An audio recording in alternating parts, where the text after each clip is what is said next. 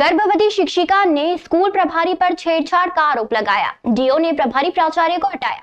एक तरफ प्रदेश की मोहन सरकार बच्चों की बेहतर शिक्षा सुविधाओं के लिए किसी भी प्रकार की कोई कमी नहीं रख रही है।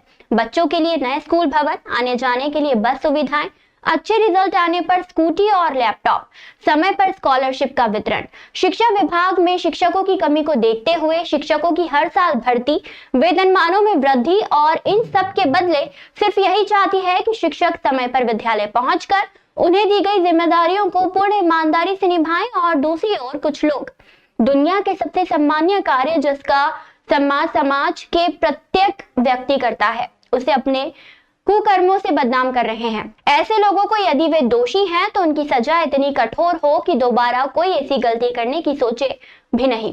जैसा कि शासकीय उच्चतर माध्यमिक विद्यालय चंद्रनगर जिला छतरपुर में हुई। जी हां, छतरपुर के शासकीय उच्चतर माध्यमिक विद्यालय चंद्रनगर में एक गर्भवती अंग्रेजी शिक्षिका ने प्राचार्य पर अभद्रता और छेड़छाड़ का आरोप लगाया। शिकायत के तुरंत बाद जिला शिक्षा अधिकारी ने प्राचार्य को स्कूल से हटाया और मामले की जांच के लिए 3 सदस्यीय टीम बनाई। शिक्षिका रेशमा बानो ने बताया कि 29 अक्टूबर को स्कूल परिसर में प्रभारी प्राचार्य कृष्णकांत अग्निहोत्री ने उनके साथ गाली गलौज की और हाथ पकड़कर छेड़छाड़ की। शिक्षिका ने शोर मचाकर अपनी जान बचाई।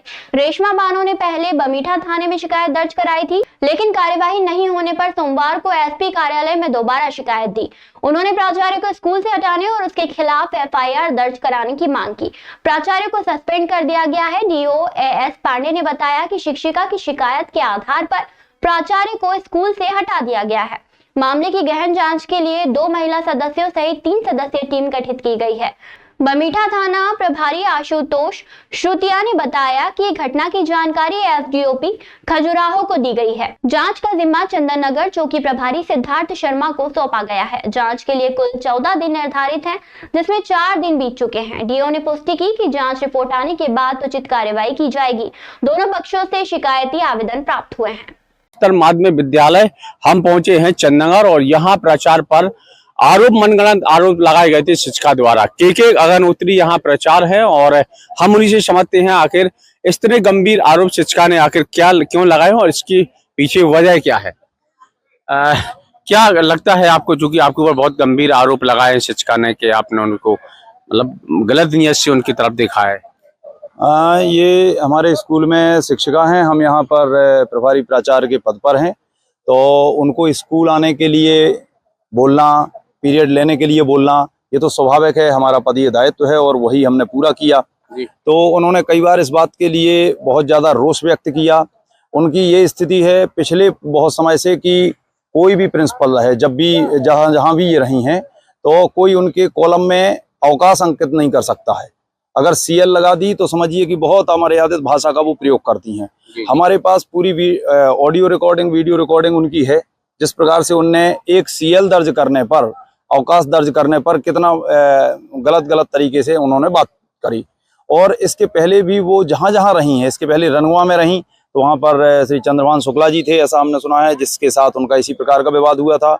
उसके बाद एक सुरेश पाठक जी रहे हैं, तो सुरेश पाठक जी के ऊपर भी इन्होंने चारित्र्य खनन का आरोप लगाया था। और उसके बाद सुरेश पाठक जी जो है उनका निधन भी हो गया।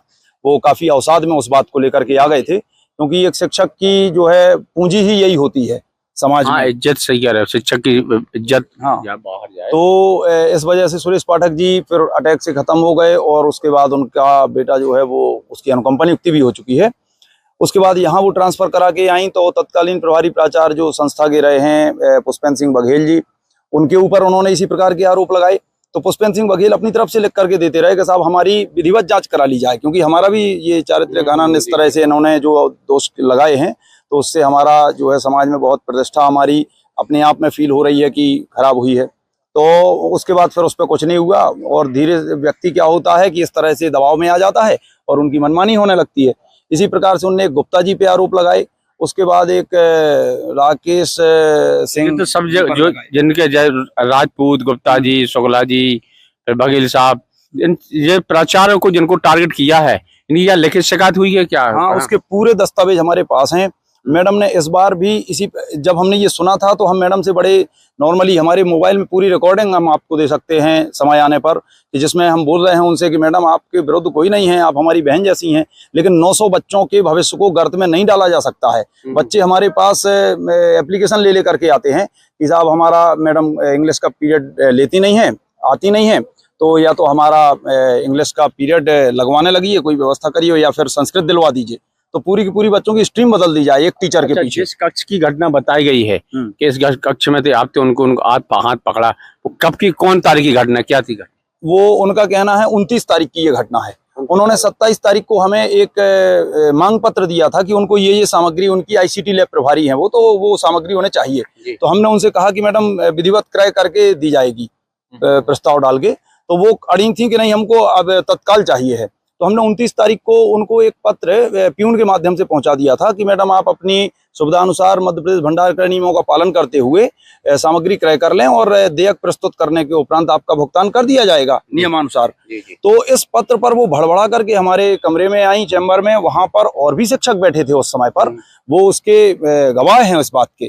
तो एकदम चिल्लाने लगी कि तुम्हारी हिम्मत कैसे हुई इस प्रकार का हमें पत्र देने की, और तुम ज्यादा अपराचार बनते हो और मैं तुम्हें देख लूंगी।